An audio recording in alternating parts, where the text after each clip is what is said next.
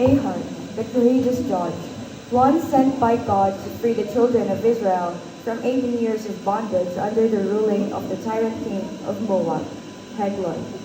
God answered the prayer of the children of Israel through Ahab by using his weakness, left-handedness, into an undeniable strength no one expected. Young people, God is looking for someone from this generation who has a courageous heart like Ahab, who can lead his people, his tribe, the Agas.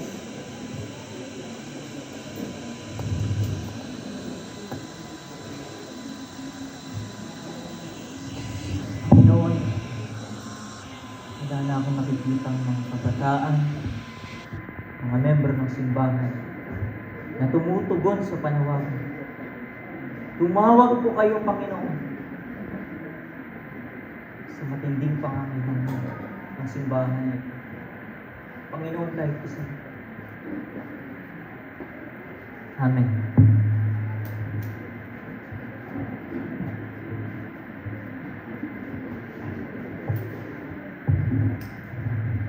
Ito si RJ, isang kabataan na ninirahan sa kabundukan ng Arayat. Sila ay henerasyon ng pamilya na kinikilala bilang Aita. Ang pangunahing tinututuan nila ng pangailangan ng pagtatanim ng mais. Sila malayo sa kabiasnan at limitado ang pribileyo na ipagkakalob sa kanila. Para sa kanila, mas mahalagang maghanap buhay kaysa mag-aral. Kahit anumang murang edad, siya ay maagang maghahanap buhay.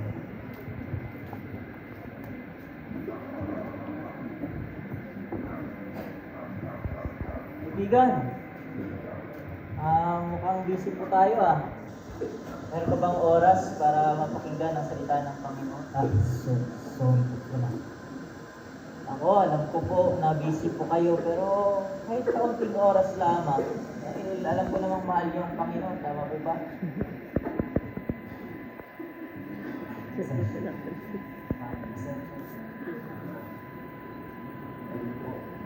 po, mauna na po ako.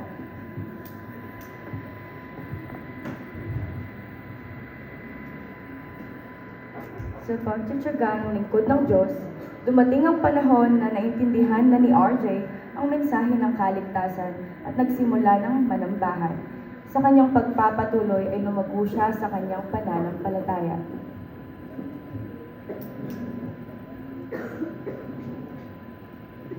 Bro, patingin ko may oras ka na, nagpahinga ka na dyan eh. Alam mo ba, 2,000 taon na nakalipas, mayroong Kristo namatay para sa atin. At alam mo ba kung bakit siya namatay? Mahal ka niya, bro. At ito, para maintindihan mo, may share lang ako sa'yo.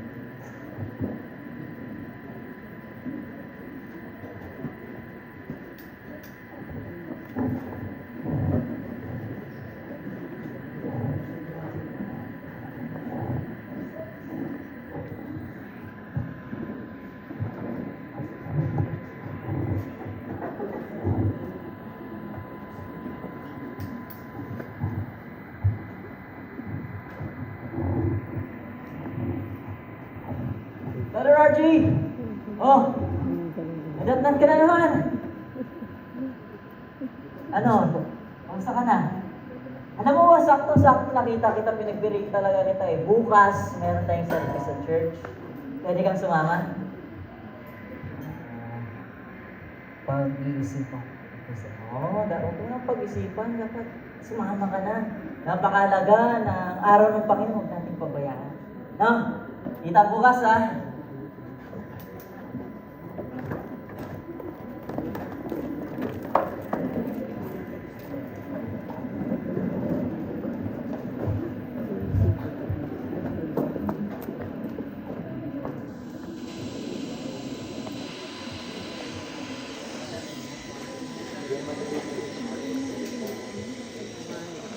And exchange it someday for a crown. Amen po, at makakaupo na po kayo. Salamat po sa inyong mga boses. No? Ay, salamat po. Dumating na po ang ating bisita. Ayan po, si Brother RJ. Siya po ay nagtatanim lamang po ng mais po doon sa kanila. At aking po nakilala. No? Salamat sa kapatid na ito na nakapunta po siya. At alam niyo po ba, tamang-tama po ay nandito na po tayo sa theme sa soul winning. Napakakaunti na lang po na mga members na marunong po mag-soul winning. Alam niyo po ba na kung tinanggap niyo yung Panginoon, ay hindi po pwede na hindi mo pwedeng ibahagi yung salita ng Panginoon na tanggap po natin. That's why kailangan nating mahalin po ang soul winning. Amen? Amen!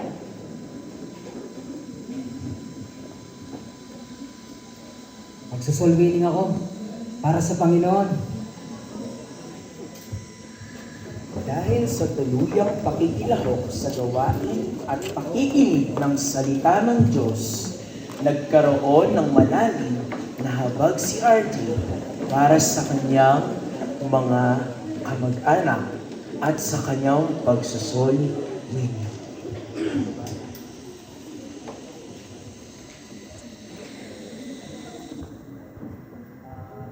Magandang araw po. Namimigay po ako ng libreng babasahin lang po. Word of God. Sige po, libreng babasahin lang po. Sige po, iwan ko na lang po.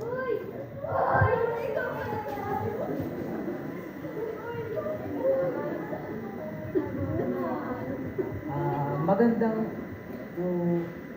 araw po. Namimigay po akong libreng babasahin po.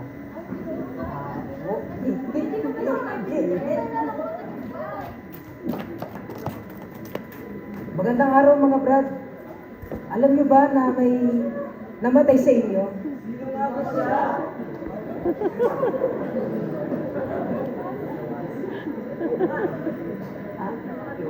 Ano ba yan? Magingay yan? Libre ko ba po? Para saan? Ano ba to? Ano ba sinasampahan nyo? Ito ba yan? Ito ba yan? Hindi po. Isang Mamaya, bitigilan yan ha. Bumalik ka sa punto ko yung kanina. Tapos, balikan mo pag may magkakalit ka. Di po. Sa inyo na po ito. Libre.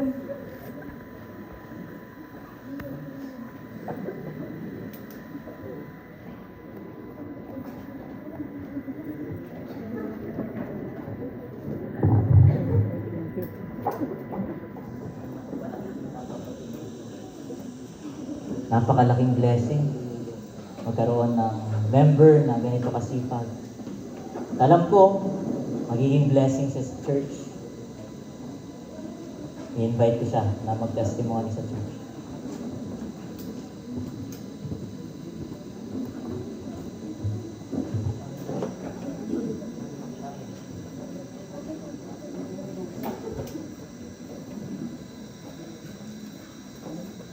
Panginoon, tulungan niyo po ako na mawin ko po itong pamilya ko.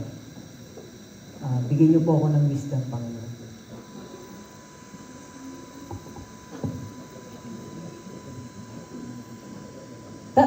Tay, Nay, kapatid, may nais lang po akong ibahagi po sa inyo isang halaga po na kailangan po nating malaman po.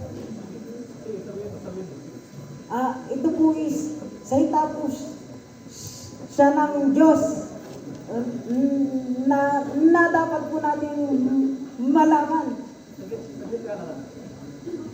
Nakita mo kung ginagawa natin. Ito yung kailangan mong gawin. Yung mga ginagawa mong bagay, walang kwenta yan. Kailangan natin ito. Magtrabaho ka. Tulungan mo yung mga kapatid. Tulungan mo. Dami-dami natin kailangan gawin. Ano pa yung mga kapatid mo? Ano ka church, di ba? Pero po, Nay, Tay, Saglit lang anak ka. Mag-isip ka ng mabuti. Ito ang kailangan natin. Pinapakain tayo nito ng mga ginagawa natin. Yung mga tao sa labas na nagsasabi sa'yo na niloloko ka lang yung salita ng Diyos, hindi nila tayo papakainin sa mga panahon na hindi na tayo makakain. Anong ipapakain mo sa amin sa mga panahon na hindi na kami makalakad, hindi na kami makapagtrabaho? Nagsalita ng Diyos mo, mag-isip ka, anak, mag-isip ka na mabuti. Tulungan mo yung mga kapatid mo. Tsaka, Tayla, ilang beses ko pa sinabi sa'yo na itong ating kultura simula pa noon hanggang ngayon. Diba? Nay, Hindi na ito mababago. Simula na pinanganak tayo, dito na tayo mamatay hanggang ngayon. Nay, hindi po tayo maliligtas ng kultura po natin na yan. Sapagkat Diyos lang po ang tanging makakatulong sa atin. Kaya, pwede po ba na kahit saglit lang, Tulungan mo muna yung mga kapatid ko. Dahil sa sagradong paniniwala ng mga katutubo sa Anito at Anita, agad na dinismisa ng pamilya ni RJ ang salita ng kaligtasan. Kanila ring pinuna at kinestyon ang kakayahan ni RJ dahil ayon sa kanyang pamilya ay mababa at iba ang tingin ng iba sa kanilang mga ita.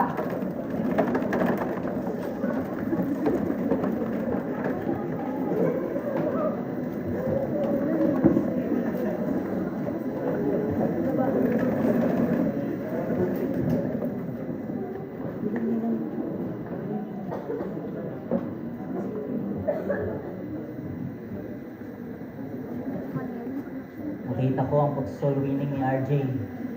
At lahat po ng pinuntahan ko, nagahagian niya ng tracks at aking sinaran. Salamat, tumanggap sila sa Panginoon.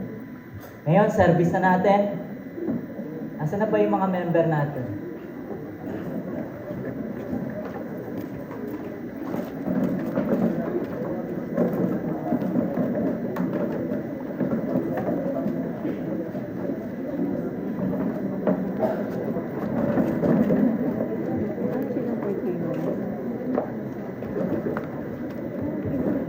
Mga kapatid, salamat po ay naparito ulit kayo sa serbisyo natin. Ngayon sabi ng salita ng Panginoon, Paul planted, Apollos watered. Alam po, minsan sa buhay natin, nag-share tayo ng Word of God at para bang nagiging sayang. Parang walang bunga. Parang walang natatanim sa tao. Pero alam niyo po ba na bawat salita ng Panginoon na lumalabas sa bibig natin ay meron pong bunga at meron pong pakinabang. Pwede po ba tumayo ang ating mga bisita? Lahat po yung mga bisita na yan. Yan po ay bunga ng isang manggagawa natin na nagpagal kahapon. Sila po, ito po mga pamilya po nila at mga bisita. Salamat po sa inyo. Alam niyo po, hindi sayang ang ating gagawin sa Panginoon. Kagaya po ng kabataan po na ito. Natutubo po siya. Konti lang ang abilidad. Pero alam niyo po, pinagamit niya lang sa Panginoon at ito po yung naging bunga. Pwede po ba nating hilingin si Brother RJ upang mag-testimony po dito sa atin?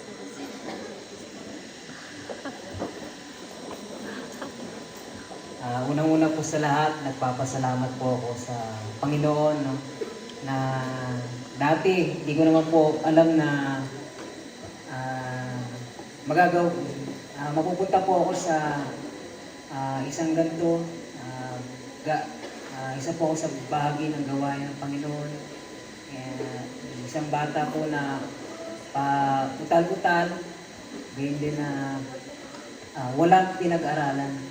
Pero by the grace of God na hindi ko kalain na nadala ko pala itong mga nasyaran ko na ito dito po sa church.